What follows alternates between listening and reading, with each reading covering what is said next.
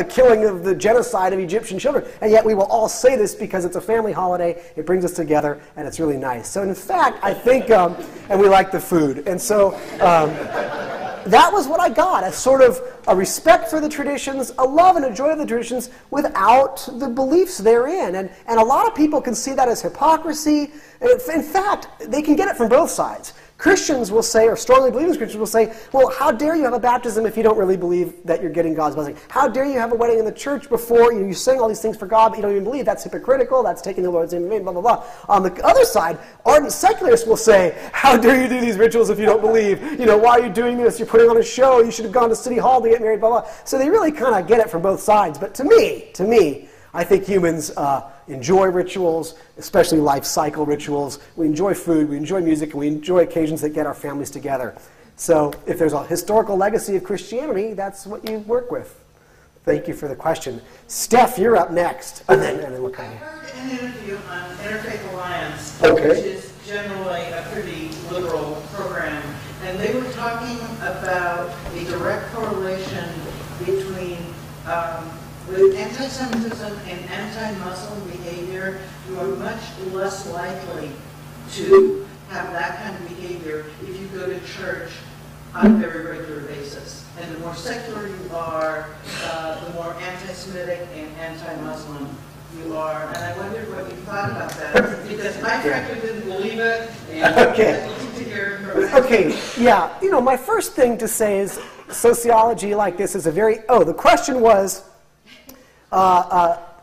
she heard the woman in the back heard something on the radio where someone cited a study which seemed to indicate that regular church attenders have lower levels of anti-Semitism and anti-Muslim sentiment, and non-church attenders tend to have higher rates of anti-Semitism and higher rates of anti-Muslim sentiment, and she wondered what I thought of that. And so my response is, it surprises me.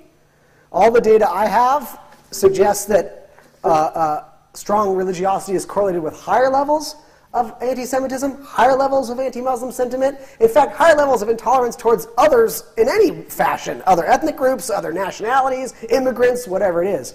But they're just correlations. And it depends on the study, it depends on the sample, it depends on how the questions were asked. So anything's possible with these kind of inexact, blunt tools that we have in the social sciences. But the data that I have, and I can even cite it for you if you like, shows that secular people and non-church attending people have much lower rates, much lower rates of any levels of racism or ethnocentrism, more or less. Okay, in the purple.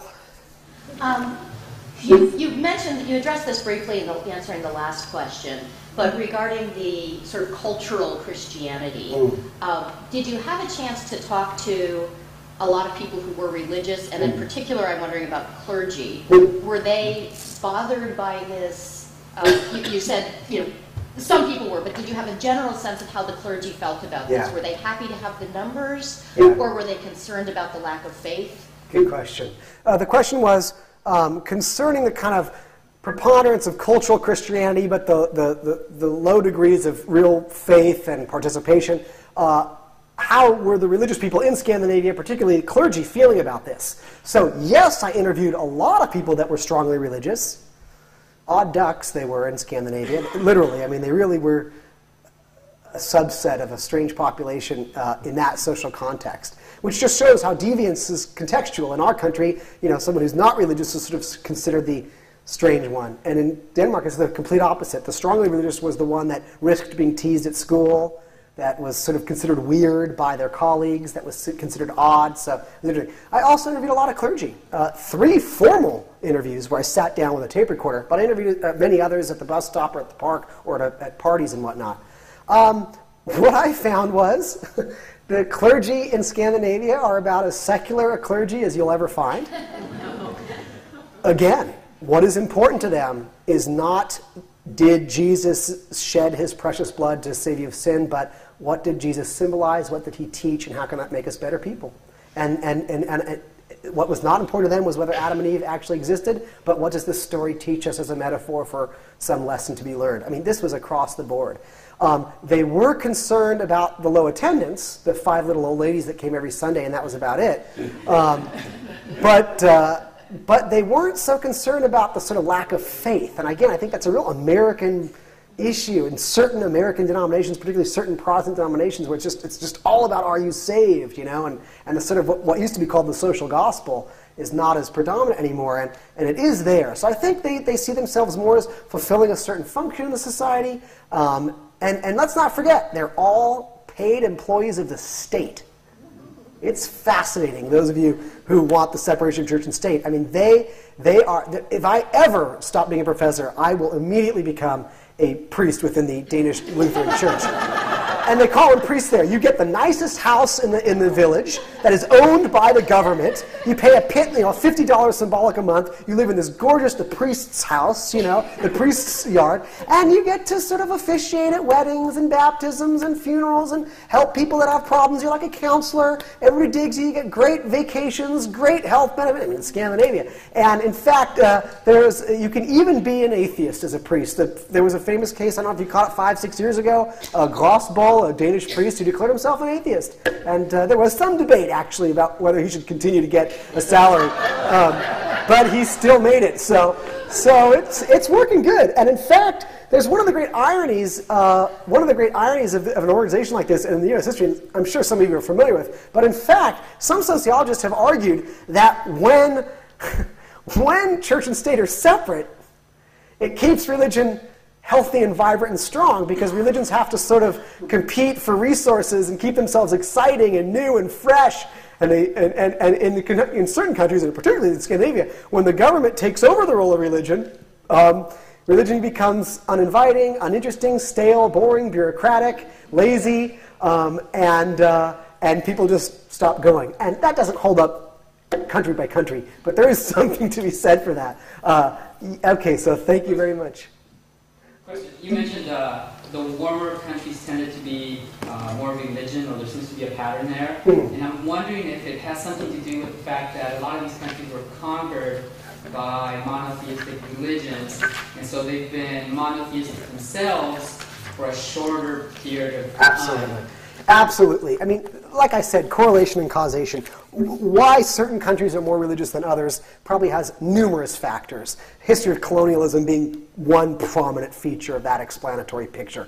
It would be impossible to say why, specifically this is what causes some countries to be more religious than others. And weather is just a fun and interesting thing to ponder, but I would certainly place more emphasis on what you were talking about. Although, talk about weather, you may find this interesting. The guy at Emory University did a great study about 10 years ago, and he correlated water availability in every region of the world and then the type of religion that originated in that part of the world. And he divided up the world into these geological areas of high water, medium levels of water, low water, water scarce, and what he found was that in water-rich parts of the world, like the rainforest of South America, those societies actually did not ever even develop the concept of a high moral God watching them. They had a religion that usually was more animistic, believing in spirits and souls and ancestors and whatnot, but they never even actually constructed this notion of a high God. And the societies that were in the least water-abundant places on Earth, the driest places on Earth, were the ones where we got that developed the most sort of aggressive Father God watching everything you do. And then he correlated all in between. So, that is, of course, it's a pretty broad study, but it was fascinating. The correlations are really strong. So, but that's way back when, and of course, Yes, in the back. I grew up in Sweden. So I nobody everything you're saying here. You do. And I did go to a combination. You did or you didn't? I did. And I'm very, very against religion now since I moved here. There, I didn't know. I knew a lot. I learned a lot. It was an interesting subject, but it wasn't scary to me, like it is here. And we laugh a lot over there because it's about not believing in dharma and stuff. That's way crazy. That's really strange stuff. Yeah. But what I wanted to ask was, how did you find people like you say that they were really atheists? Did I find that there? Yeah, it Okay. actually Yeah. I didn't have Yeah. thought with that. I didn't know even how much an atheist is, how if I believe in other things just for fun or haven't decided yet. Would I be an atheist? Would I be an agnostic? I don't know. I can't say. Yeah, talk to it for that. Okay, the question was, this woman is from the greatest country on earth, Sweden, and actually had some of went through confirmation at around 14, I assume, and you know, for the presents, they call it Blue Monday in Denmark. Do they call it Blue Monday in Sweden too? It's the day after Sunday when you get all your money and you go shopping with your family. But she wanted to know. But she made the point that she also was in a quite secular environment. But she wanted to know, did people in Scandinavia call themselves atheists? How did they label themselves? And I mean, it's a great question. I could go on and on here. So let me try and pick it apart. First, was it? Yeah. I know we say we're atheists, but I don't think that we really are, because a lot of people believe in Yes. afterlives or something. Yeah. But there's no question that most people I spoke to did not like to call themselves atheist. They were atheist in outlook, but when I said the word, they had a very strong. It sounded too negative, too hostile, too confident. You know, I mean, in Denmark, there's the Jentelaw, where you are meant to sort of not be too out about your accomplishments or even your ideas, that these things are meant to be personal and private. And someone who would call themselves an atheist, one man said, an atheist is a professional hater of God or something, you know. And so you're absolutely right that they actually did not like that term. It was not a term they wanted to apply very much so. And then the interesting was they didn't know most of the Danes and Swedes, of course, speak better English than we do. But agnostic, I found, had not seeped into their common cultural handbag of terms. So actually, when I would describe what agnostic is, they usually would say, ah, yeah, that's me. But they didn't offer that up at first. And again, this gets to what I was talking about, like the bald secularity. They just didn't care about these things. They really just didn't care. I mean, I could give you some pretty interesting stories. I'm on a train from Copenhagen to Aarhus. It's about a 3.5-hour train ride. And what is in my compartment? The best thing ever, 3 Swedish women on the train. So you can't get any happier than that. So there we are, and I'm sitting there quietly, and they're talking amongst themselves in Swedish, and I come to understand that they're all physical therapists going to a conference in Aarhus, and they're from Malmö. And after there's a lull in the conversation, I sort of start talking to them a little bit, and eventually we've got 3.5 hours. After a while of telling them about my family and so on and so forth, and what I'm doing in Denmark, I say, well, actually, you know, can I interview you? And they said, well, sure, why not? So I quickly got out my questionnaires and pads of paper, and we started going through some of the common questions, basic questions about childhood and parents and blah, blah, blah. And I said, well, let's get to the God question. You know, do you believe in God? And the 2 immediately said, well, no. The 3rd said, well, what do you mean? And I said, well, do you believe in God? This woman was, I believe, 36 or 38. And she said, I've never thought about that before. Let me think about it.